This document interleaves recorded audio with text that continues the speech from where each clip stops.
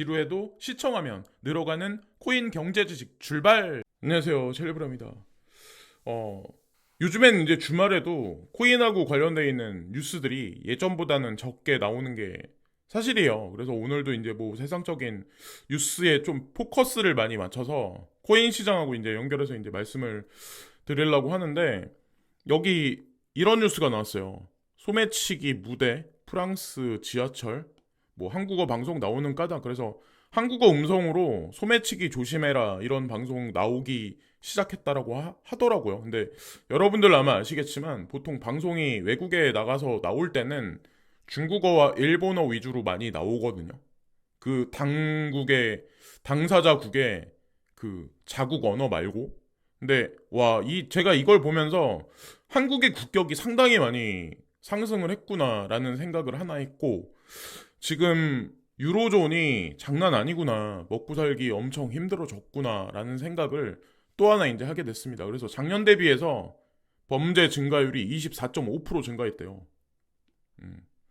24.5%면은 절대로 작은 수치가 아니거든요. 그래서 아마 한국에서 그냥 내가 일하는 직장 아니면 내가 사업하는 것만 그거 그리고 뭐 여러 가지 보고 그냥 짜증난다 이렇게 보실 분이 있겠지만, 저는 그런 생각을 하거든요. 만약에 아니다라고 판단하면 가야죠. 예. 유로존에 가고 독일에 가고 프랑스에 가서 일도 해보고 사업도 해보고, 아니면 사람들이 와 아메리칸 드림 막 이렇게 말하는 미국에 가서도 한번 일도 한번 해보고, 그래야죠. 중국이 사람들이 막 뭐라고 얘기하는 중국에도 한번 가보고 인도에도 가보고. 근데 이거를 계속 이런 해보시다 보면 나중에 이제 알죠. 사람 사는 곳은 별로 다를 게 없구나. 물론 각 국가마다 장점과 단점은 분명히 존재를 합니다. 그거는 뭐 맞는 말이지만, 결론은 아무리 미국에서 성공했다고 아무리 돈이 많은 사람도 결국에는 한국에 와서 살고 싶어 하는 게 공통점이에요. 예. 이거 아니다라고 말하는 사람은 거짓말 하는 거예요. 보이지 않는, 그게 있어요. 인간이기 때문에. 그거는 아무리 부인한다고 해도 절대로 부인 못해요. 예. 하여튼 한국이, 저는 그렇습니다. 막 여러 가지 면에서 뭐 불합리한 것도 있고 짜증나는 면도 있는 국가인 건 사실이긴 한데, 어쨌건 한국이 전 제일 나은 것 같아요. 여러 면에서. 그리고 결정적으로 향후에 만약에 그냥 이것도 아니다라고 판단해서 인구 감소나 여러 가지 구조적인 문제가 진짜 발생해서 살기 힘들면 다른 나라 가서 살면 되는 거고.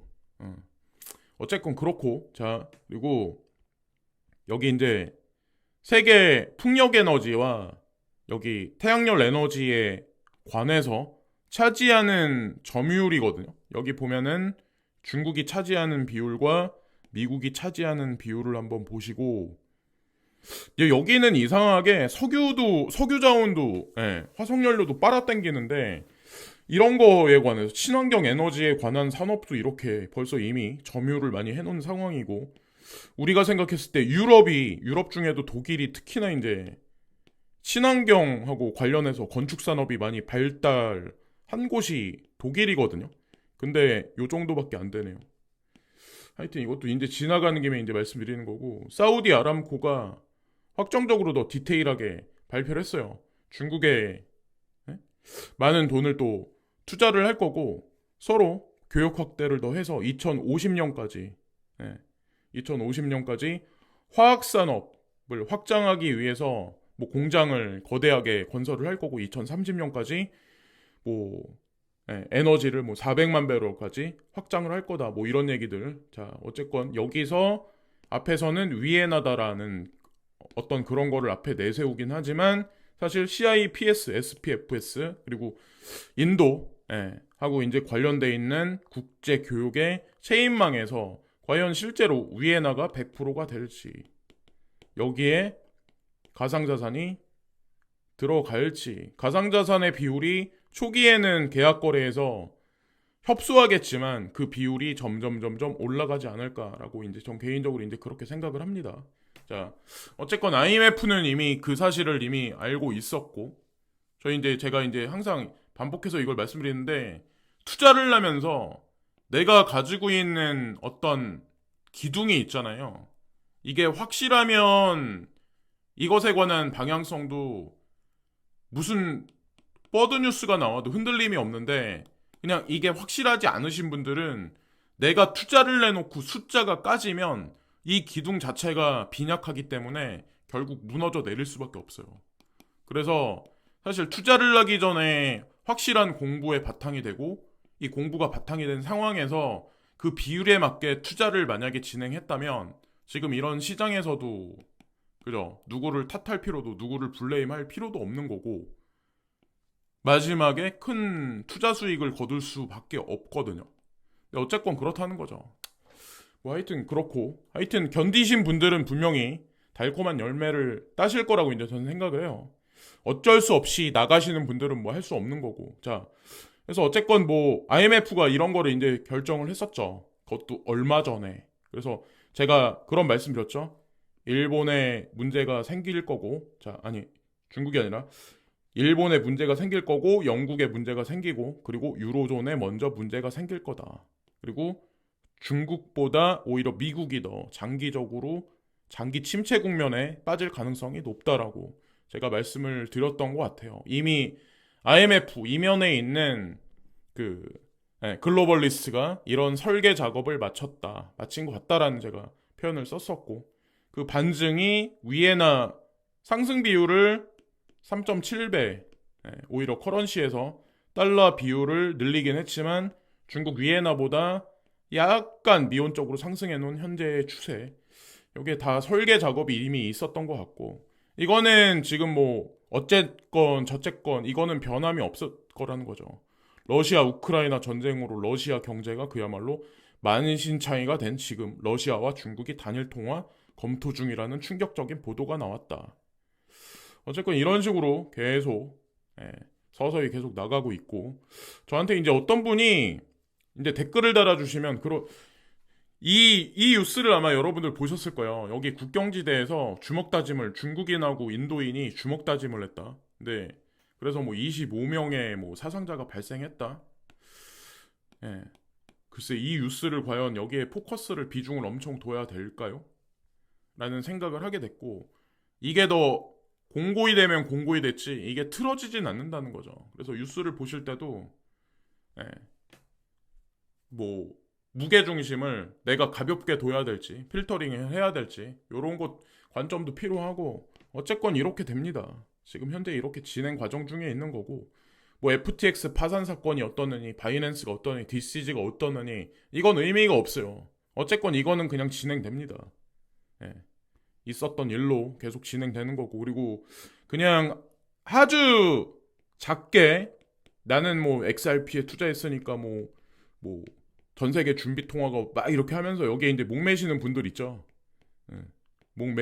이것만 그냥 포커스를 맞추고 뭐 소송이 뭐 15일 날 어떻게 됩니다. 그래 그게 아니라 이거는 그런 관점으로 보시면 100점 배패요. 그냥 여기서 이 친구가 무슨 역할을 진짜 하고 있는 건지 소송의 의미가 없다. 그리고 이 진행되는 데서 중국이 과연 어떤 비중을 차지하는지 러시아가 있고 인도가 있는데 달러의 헤게모니가 과연 어떻게 되는지 예. 이런 큰 흐름이 더 중요하다라는 생각을 하거든요. 그래서 짜잘한 뉴스는 저는 그냥 예. 그거는 그냥 건너떠요. 저도 이제 거기에 포커스를 잘 맞추지 않고 그리고 이거는 제가 이거 그냥 생각을 하는 건데 이미 정책에 다 나와 있는 거죠. 기본소득제. 세상은 이쪽으로 가고 있어요. 그러니까 뭐 지금 미국의 학교들도 일주일에 4일 간다 이런 얘기를 지금 뭐 실시할 거다 향후에. 근데 우리나라도 보면 삼성전자에서 주 뭐 4일 근무제 이거 한다고 지금 예? 서서히 지금 하고 있잖아요. 그러면 나중에 사람들이 할 일이 없다. 그러면 기본소득이 될 거고 기본소득이면 국가에서 돈을 주니까 나는 그냥 하루 종일 놀겠구나. 먹고 놀고 사는 세상이 되겠구나. 이게 아니라 점점 먹고 살기 힘든. 그러니까 이 기본소득에 돈을 줄 때도 배를 골치 않을 정도의 기본소득 돈을 주고 여기 돈이 나와 있죠. 월 20만 원 줬을 때 어느 정도 돈이 필요한지 30만 원 줬을 때, 50만 원 줬을 때, 월 100만 원 줬을 때. 근데 사람들은 부자가 되기를 원해요. 나는 딴 사람보다 부자가 돼서 더 좋은 차, 더 좋은 집에 살기를 원해요. 제가 이제 이거는 단언해서 한마디 말씀드릴 수 있는데, 사람들은 4차 산업혁명으로 가면서 블록체인이 중심이 되면 탈중앙화라는 얘기를 거기다가 중간에 꼽죠. 탈중앙화라는 얘기를 꼽으면서 자유라는 이 단어 자체를 급부상시켜요. 통제보다. 근데 이건 잘못된 거예요. 탈중앙화가 되려면 극도로 통제되어 있는 규칙과 감시가 필요합니다. 네. 사실 이게 기본 개념이 들어가고 그 다음에 탈중앙화란 개념이 그걸 덮어 쓴 거지. 그래서 어쨌건 이런 사회로 점점 가고 있는 거예요. 그러면 이 사회가 돼서 만약에 여기 100만 원이 써 있는데 기본소득으로 사람들한테 한 달에 150씩 줘야 된다. 그러면 그 돈은 다 어디서 나올 거야? 지금보다 부자한테 지급되는 세금 비율은 아마 국민연금이 됐건 아니면 무슨 연금이 됐건 새로운 뭐 제도가 생기건 세금 비율은 점점 아마 늘어날 거예요. 그래서 보편화를 만들어 버리겠죠. 진짜 초 1% 엘리트들 빼고 나머지 99%는 비등비등하게 만들어지는 그런 사회로 아마 시간차를 두고 아마 그렇게 진행시키지 않을까. 제가 느끼는 거는 그래요. 그런 느낌이 서서히. 오늘 이제 제가 좀 이따 이제 한 가지 뉴스를 보여드릴 건데, 그 뉴스가 아무것도 아닌 것 같은데, 사실 그런 분위기를 풍기더라고요. 그리고 여기 보면, 인도인의 인구에서 과연 몇 명이 크립토를 사용하나? 299밀리언의 사람들이 크립토를 사용을 하고, 그리고 여기 보면 그 중에 성인이 29%다. 이런 얘기가 있더라고요. 인도, 중국, 나이지리아, 이 순으로 사용하는 비율이 있고, 나이지리아가 특히나 좀 사용을 좀 많이 하더라고요. 이제 제가 보니까. 그렇게 나와 있고, 자, 그리고 이거는 나중에 이제 멈춰서 보시면 되고, 이거는 인구 구조에 관한 건데, 뭐 이미 아시겠지만, 2030년을 정점으로 해서 2030년보다 훨씬 앞서 있구나. 여기 보면 생산 연령 인구가 여기 나와 있어요. 네. 그죠? 그러면 노인 인구가 극도로 늘어날 텐데. 어쨌건 선진국들은 거의 다 이런 식으로 들어가지 않을까라는 생각을 하고, 이거는 인구 피라미드 변화거든요. 노령화 인구가 2035년이 되면 어떻게 되나, 2050년이 되면 과연 어떻게 되나. 여기서 이런 사회가 오면 부동산에 관한 자산 가치가 과연 어떻게 될까? 코인 시장은 과연 어떻게 될까? 뭐 이런 생각들 한번 해보셨나요? 아무리 과학기술이 발달하고 막 그런다고 하더라도 노인은 최소한의 행동을 할 수밖에 없고 극도로 아마 그죠? 생산에 관해서 아니면 소비에 관해서 관여율이 계속 감소될 수밖에 없어요. 그런 사회로 점점 들어가고 있습니다. 이거는 한국에 국한된 얘기가 아니에요. 인도하고 중국이나 인도네시아, 나이지리아 이런 국가들 빼고는 다 아마 비등비등할 거라고 저는 생각을 해요. 예. 그래서 IMF에서 향후 GDP, GNP에 관한 전망치를 그렇게 전망했던 게 아닐까라는 생각을 하게 됐고, 이거는 솔라나에 관한 얘기인데, 솔라나 망했다 그런다고 사람들이 있는데, 메사리가 이제 한마디 견해를 이제 언급을 해요. 여기 보면 작년 대비해서 엄청나게 2022년 11월 달 거예요. 여기 보면 2021년 연말 거고, 여기 보면 거의 3배가 더 개발에 관해서 업데이트가 됐고, 여기 보면 2022년 11월 달 대비해서 2021년 한 4배 정도, 4배 정도 개발 인력도 늘어났고 개발 진출률도 많이 늘어났다, 이런 얘기가 있더라고요. 어쨌건 근데 제가 누누이 말씀드리지만 보이는 게 전부가 아니다라고, 이제 어쨌건 이거는 나와 있는 거를 그대로 이제 얘기를 한 거죠, 이 사람들이. 자, 이것도 그냥 보시면 되고, 올해는 진짜 다사다난했던 것 같아요. 이제 제가 보니까 테라 루나 사태, FTX 파산, 악몽 같았던 2022년 가상통화 시장. 실제로 2022년에 좀 그런 게 많았죠. 비트코인이 500만 원까지 떨어지진 않았지만 어쨌건 이런 일은 없고, 그래서 2023년이 과연 어떻게 될지 이미 기사에 많은 힌트가 나와 있는 것 같아요.